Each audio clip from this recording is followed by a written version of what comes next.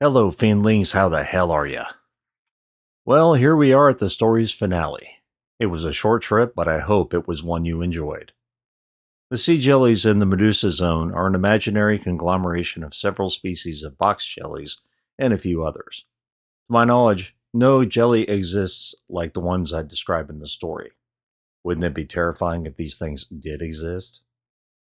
I'm frequently asked if I love the ocean. The truth is, I do love the ocean.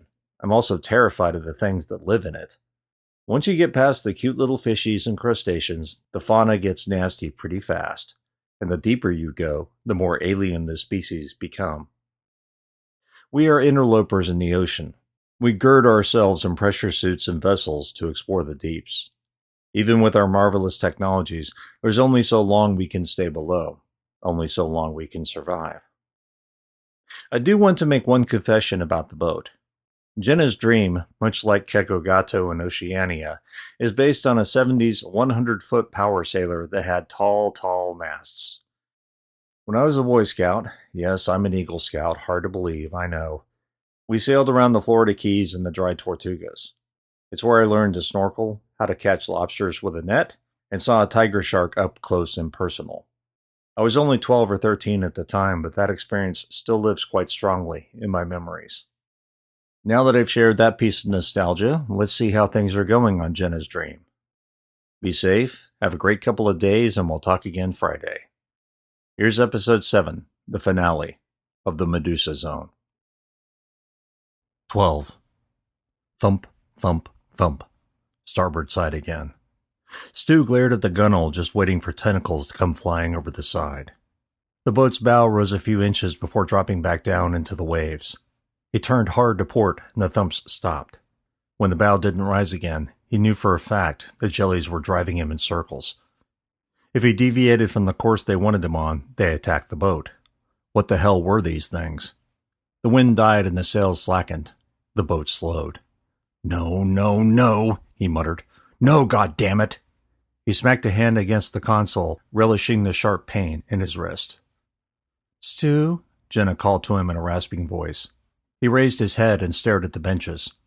Her head bobbed up and down as though she were fighting sleep. He couldn't blame her. He pumped her full of allergy tabs, and he was sure sleep was a good defense against the pain. But her color was all wrong. Instead of her bronze tan, her skin had paled.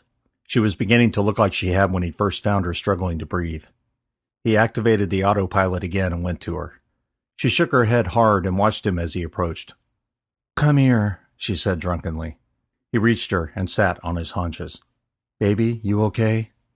Can't stay awake, she said, the last word leading to a deep-throated yawn. That's okay. Can you breathe? She opened her eyes wide. Yes, just can't wake up. Thump, thump, thump. Stu turned to starboard, half expecting to see a nest of tentacles descending over the gunwale. Instead, nothing. The sea, however, churned with motion. What are you doing now? He wondered. The boat began tilting to port. Shit. Stay awake, honey, he said, kissing her clammy forehead. He ran back to the console and immediately straightened the wheel. The creatures were pushing against the hull again, driving the boat back to port. The wind was gone. But the boat continued to move southwest. In no time at all, they might end up exactly where they'd begun today's journey. Stu shivered in the heat of the day as he corrected their course. He glanced at Jenna and saw her head lolling against her shoulder, her chest rising and falling in a slow rhythm. Metal screamed, and the deck shuddered as something large struck the bow. Jenna's Dream slid upward more than a foot before crashing into the water. The keel groaned as though the boat had run aground, and then it slid free to port, a massive wave of water crashing over the port gunwale and into the stern. He brought the wheel to starboard as far as possible to right the boat, but something continued pushing on that side. Jenna's Dream wasn't floating so much as sliding across the waves, or something beneath the waves. Stu spun the wheel in the other direction, hoping to catch some water and spin them off the obstruction. The boat slid again, and this time threatened to roll. He fought the wheel in a near panic when something squelched behind him. He turned and found a large nest of tentacles clumped on the stern gunwale. Dozens of needles shot blindly from the tentacles, only one or two of the projectiles even nearing him. Can't see me, he thought. At least there was that. Of course, from what he gathered, it only needed to hit him once. He needed a way to move the tentacles. He quickly scanned behind him and found what he was looking for. After activating the autopilot, he dodged to port and pulled the fishing gaff from its rungs. By the time he brandished it at the tentacles, they were firing again at the console. The thing might not be able to see him, but it knew the general vicinity of where he'd been. He slid the gaff across the gunnel until it met the tentacles. He twisted and lifted hard at the same time. The strands flipped over the gunnel and out of sight.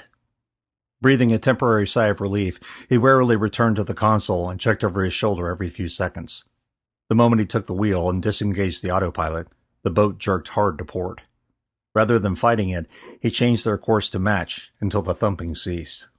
You can run me in circles, he thought, until the CG gets Jenna out of here. Then we'll see who pushes who. At the thought of her, he directed his eyes to the bulkhead and the bench. She had fallen asleep, one arm dangling to the deck. So long as she didn't hit the deck, she was somewhat safe. You're assuming they won't come over the gunnel again, he thought. He was, but what else could he do? If their tentacles didn't have eyes, how would the creature at the bow manage to hit Jenna? Spray and pray, he thought. That's what it had tried with him. She said she'd seen it, so it guessed where she was, and that was a nasty thought. The things knew where the console was, meaning that at any moment they could rush over the side and bombard him with enough needles to all but guarantee a hit. But why are you chasing us? He wanted to scream at them. No food in the dead zone, he thought. There were some fish and microbes, but little lived in a low-oxygenated zone. With so many jellies, they must have already exhausted whatever food supply remained. Did they think the boat was food? Or only that it contained food? Just how smart were the damn things? It didn't matter. He knew what they would do now. The more he thought about it, the more he wanted to take Jenna inside the cockpit and out of the creature's range. As long as someone had to control the boat, though, he was stuck at the console. And if he didn't, the jellies would eventually capsize them. That would kill Jenna and him.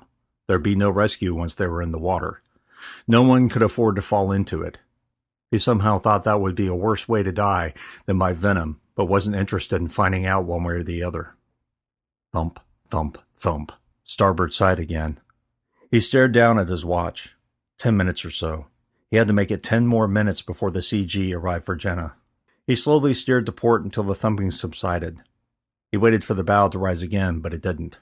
Something had changed, but he wasn't sure what it was. He didn't like it. Stu continued on course once again, expecting the thump-thump of the creatures pushing the hull. Instead, the boat moved unmolested through the nearly windless day. Jenna coughed, and Stu's eyes snapped in her direction. Her skin had gone pale again. Shit, he said and rushed to her. He righted her on the bench. Jenna? Her eyes fluttered, but she didn't respond. Jenna, he said, a little louder. When her eyes didn't open all the way, he gently slapped her across the face. Come on, baby, wake up. Her eyes owlishly opened into a faraway stare. After a few beats, she seemed to see him for the first time. I don't feel good. I know. She started to pant. He didn't know if another shot from the EpiPen would do much. Hell, for all he knew, another dose would kill her. But if he didn't do something, she'd likely stop breathing again. Stu unzipped the medical bag and pulled out the last of the EpiPens. After removing the top and arming it, he paused it over her arm. Breathe slowly, Jenna, Stu said. Deep breaths. Can't, she panted. Can't. It's okay, honey, he said, pressing the tip against her arm. I love you. He depressed the trigger, and the meds hit her bloodstream. A second or two later, she took a deep breath and practically vibrated in her chair. Her eyes fluttered a few times and then opened wide. Hi, she said in a breathy whisper. After another deep breath, she sounded normal. Thank you. Stu kissed her on the cheek. Welcome. They're going to be here any minute. Can you stand at the mouth of the cockpit for me? Stand? She asked. I know, it's going to suck, but it's too dangerous out here. I don't want them taking another shot at you. What about you? They're going to hit you eventually. You need to come with us. For all his bravado, he was beginning to think she was right. Even with her gone, how long could he fight the things before they overwhelmed him? Before tentacles covered every inch of the gunnel, each of them firing like tiny venomous machine guns? I'm thinking about it. Jenna's hand reached down to her belly and began to scratch. Itches, she said. A moment later, she rubbed her back up and down the bench seat. God, it itches. Allergy tabs, he said to himself, and pulled the bottle from the medical bag. He dropped two in his hands and practically shoved them in her mouth. She sipped from her water bottle, one hand hovering over her belly as though it might begin scratching it at any moment. She swallowed the pills and lifted her back once more to rub. "No," he said. He hunted until he found the cream and slathered her stomach and back. Puffy and inflamed skin surrounded the puncture wounds from the needles. Her back wound looked as though it might burst with liquid at any moment. She shivered at the touch of the cool ointment and hissed. "That hurts." "Does it still itch?" "Yes, but not as much." He looked down at his watch. 7 or 8 minutes. Just 7 or 8 minutes and she'd be... Jenna coughed again, and he waited for her to start making that choking sound or to take shallow breaths. She didn't. He sighed with relief. "What's the problem?" "Nothing," he said. He looked over his shoulder at the console just as the boat listed to port. "Shit. Get in the cockpit. Come on." He grabbed her by the elbows and lifted her out of her seat. The pair walked clumsily and slowly to the cockpit entrance. Once he had her inside, she braced herself against the bulkhead where he could still see her, but she could maintain her balance. "Wait here until the CG arrives," he said. "Be careful." Instead of saying something back, he kissed her on the lips. A moment later, he walked quickly back to the console. Dozens and dozens of tiny black needles lay on the deck, rolling with the boat's sway. The fucking things had shot salvos at him. He crouched low at the console and righted their course again. He just had to hold things together for a few more minutes, and then he and Jenna could get out of here. The boat quivered and banged against the waves as though it had been picked up and dropped back into the ocean. A moment later, a stream of tentacles poured over the port side. The mast partially collapsed upon Martin's corpse. The tentacles slithered around his body and dragged him backward to the gunwale with the sliding sound of dead weight. When the body reached the gunwale, the tentacles lifted the corpse over the side. Stu heard the splash a second later. "Jesus jumped up Christ," he said to himself. The tentacles had been far larger than the set that had tried to get him earlier. Those had been a foot or so wide. That tentacle mass had been more than 2 feet across. If it had fired at him, he'd be covered in quills, needles, whatever you wanted to call them. Thumps started on the port side, then the starboard side, then the stern. The jellies were pushing the boat directly south now. He scanned the ocean, looking for a reason as to why, and saw nothing but blue water. Stu looked over at Jenna, and his heart sank. She slumped with one knee on the deck, arms still braced against the cockpit hatch. "You okay?" he shouted. She held up her fingers and waved back at him. Dizzy, he thought. "Come on, CG." He heard a wet thump and squelch from the starboard side and swung his head in that direction, already ducking as low as he could. Although the console partially blocked his view, he saw strands of a tentacle at least as large as the one that had grabbed Martin. Instead of dragging backward, the tentacles and its venomous streamers swished across the deck between the cockpit and the console. "Don't know where we are, do you?" he thought, suddenly glad he'd insisted Jenna stay in the cockpit. The tentacles reared back slightly, and a cloud of projectiles flew from its ends. Dozens of the needles hit the console's aluminum front and sides, and the tinging sounds made him grit his teeth. The barrage ended, and he stuck his head up over the console. The tentacle was pulling itself back over the gunwale, the deck slightly discolored where the streamers had touched it. He watched it fall over the side before looking at Jenna. She was prone on the deck, just inside the cockpit. Stu ran to her and dropped to one knee. Before he even had a chance to say something, he knew she was dying. A salvo of needles had punched through the skin of her stomach and chest. Blood bristled from the puncture wounds, the skin around them already inflamed. Cursing, he pulled the needles out, careful to cup his hands in his shirt tail. She breathed in a phlegm-choked rattle and coughed it out as if the air was poisoned. He reached out and held her hand, her clammy skin making him feel nauseous. "Baby?" "CG," she whispered. "They're coming. Go." "Not leaving you here," he said, tears welling in his eyes. "Have to," she said. She jerked spasmodically, her eyes fluttering like a strobe light. Her muscles contracted, and her spine bent. She looked like she was being electrocuted.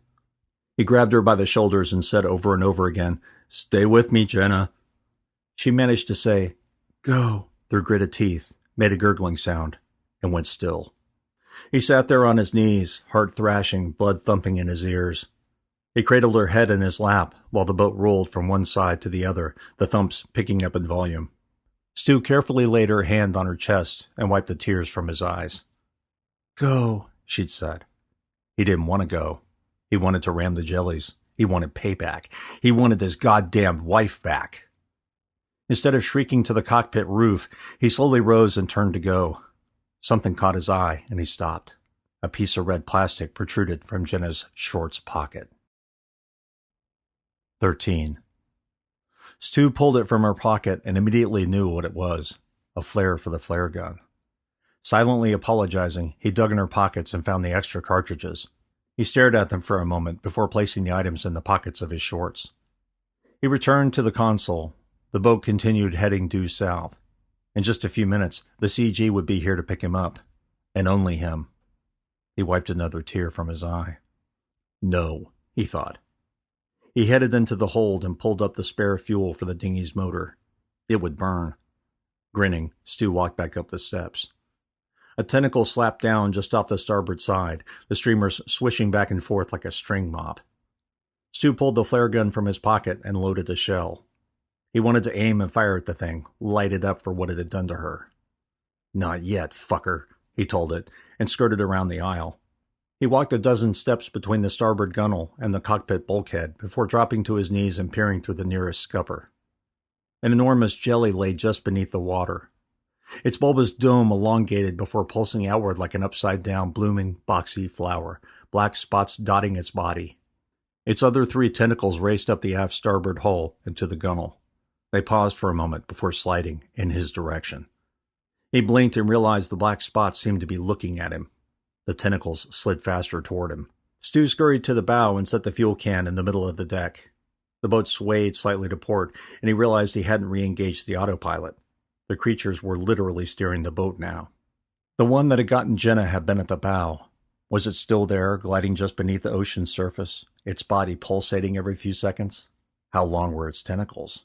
He shook away the image of tentacles shooting over the bowsprit and dragging him screaming into the water. The real question is, how far below the surface is it? He had to know.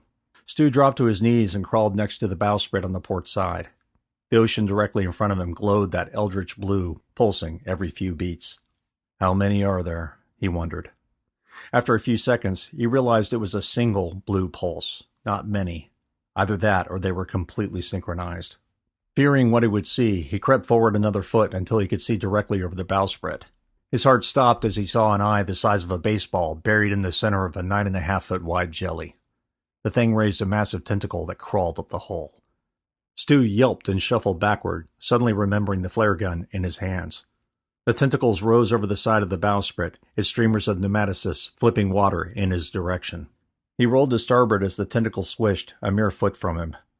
Flare gun pointing at the tentacle, he shuffled aft and starboard. If the thing came close to him again, he'd fire.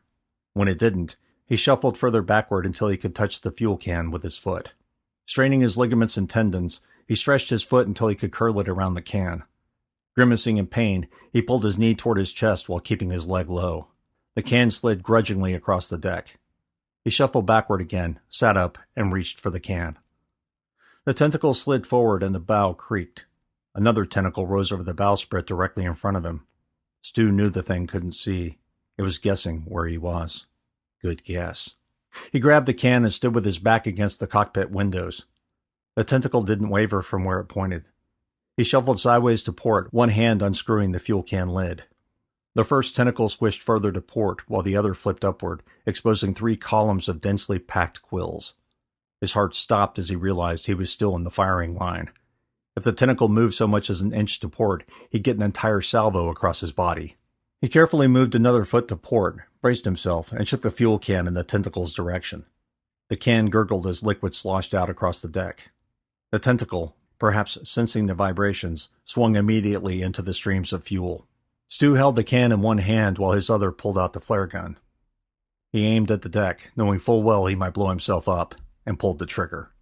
The flare shot 8 feet before hitting the massive tentacle and bouncing over the gunwale. The burning magnesium immediately combusted the fuel-soaked end of the tentacle as well as the surrounding deck. Runners of fire quickly chased Stu backward.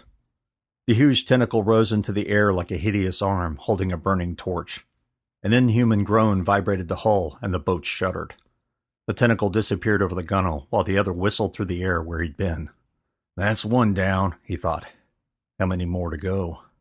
The remaining tentacle had given up trying to impale him and instead disappeared over the gunwale. The bow sprung upward as though tons of weight had suddenly been removed. He ejected the spent flare and reloaded.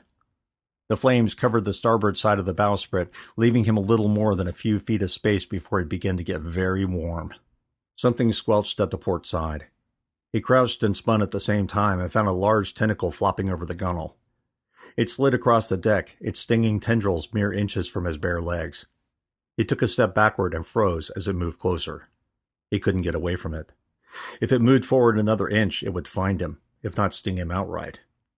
Holding his breath, Stu waited for the inevitable, but the tentacle retreated and began scouring the port aisle leading to the stern. Several seconds passed while he waited for another tentacle to appear. It didn't.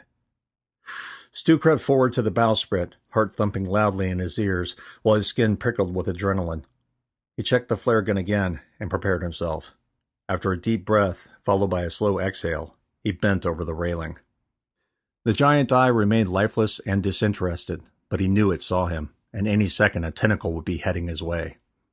Without pausing, he pulled the trigger on the flare gun.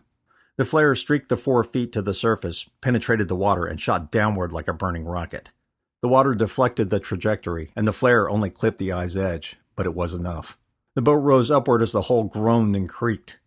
Once it was nearly 2 feet off the ocean's surface, whatever was holding it aloft collapsed, and the bow smashed back into the water. Stu tumbled, the flare gun slipping from his hands and skipping across the deck. The can of fuel oil swayed dangerously close to dumping over, but recovered. After regaining his feet, he walked as quickly as he dared to the fuel can and stepped away from the bowsprit. He backed up all the way to the bulkhead before feeling safe enough to locate the flare gun. It sat on the deck a few feet away. He started for it when the end of a tentacle flew over the gunwale and smashed into the cockpit bulkhead just a few inches away from his hip. A spray of blue flew across his shirt, but it didn't touch his skin. The tendrils swiped the bulkhead at waist height, but focused on the aisle instead of where he stood. Knowing it was only a matter of time before it found him, he headed starboard, staring at the flames scarring the deck. How long before it caught fire? Could he make it across the low flames without burning himself or the fuel can exploding? He didn't know, but it was better than staying here. Steeling himself for the heat, he half ran across the burning fuel and made it to the starboard aisle before freezing in place. A large tentacle swept across the aisle bulkheads, smearing iridescent blue liquid across the white paint. Stu pulled the flare gun and reloaded. He had one more shot after this one, and then he was out. There were more flares inside the cockpit, but he had to get there first. Without any fuel to help it combust, he'd have to score a direct hit and hope for the best.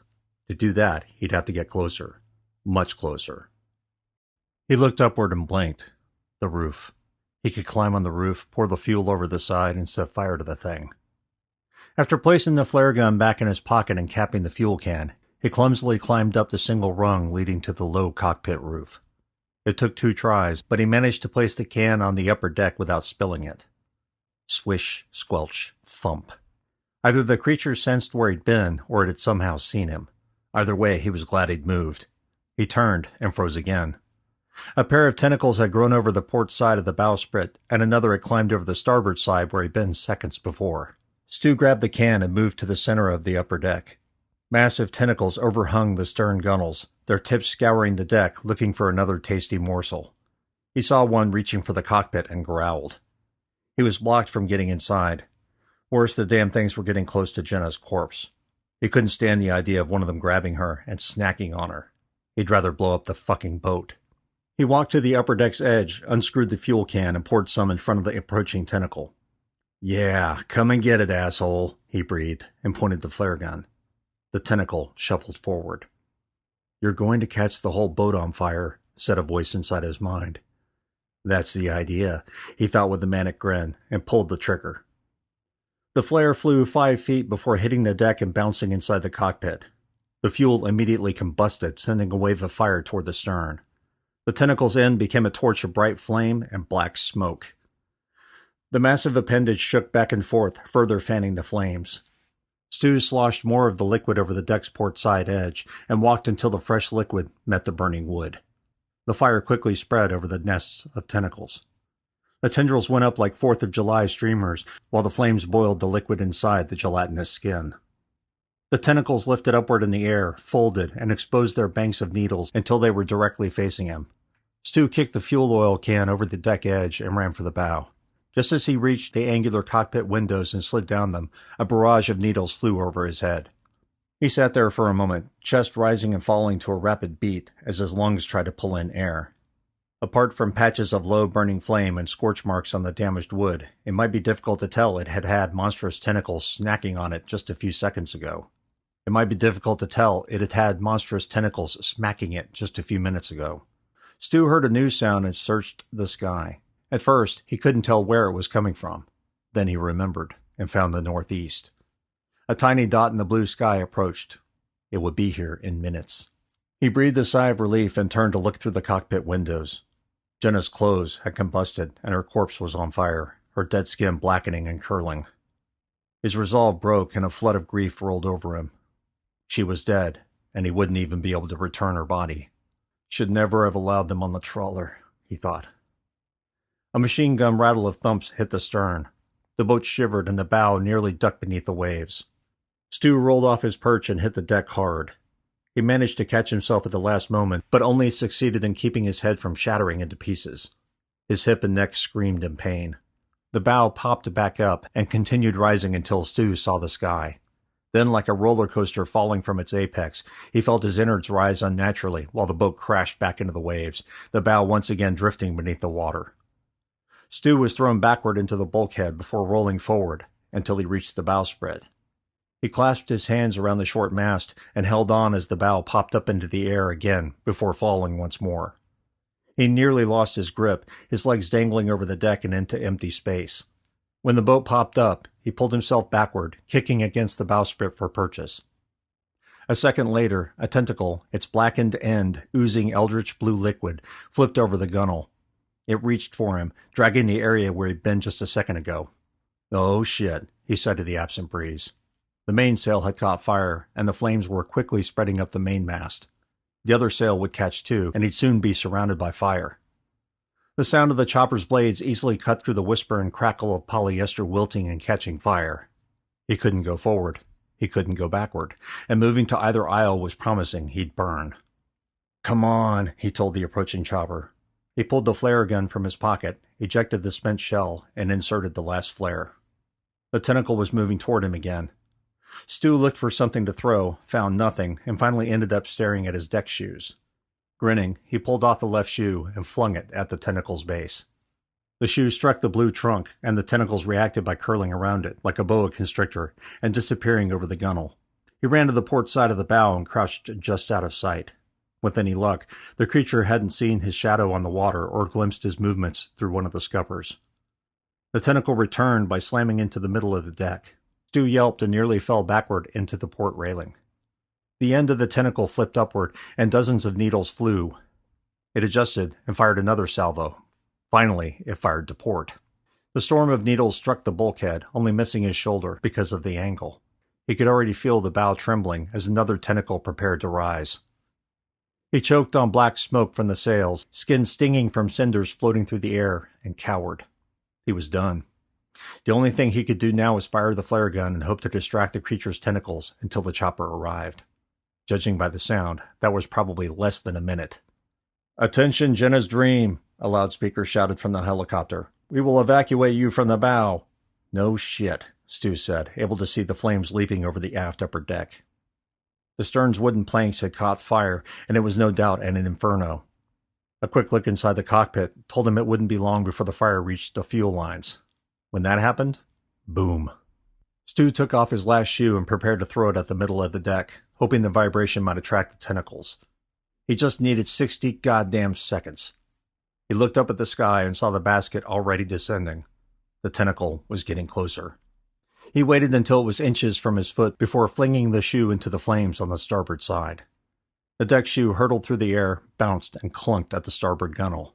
The tentacle flipped upward before darting in that direction. Another joined it, and they pounced on the smoking shoe. He aimed the flare gun, but didn't fire. "Come on," he told the basket.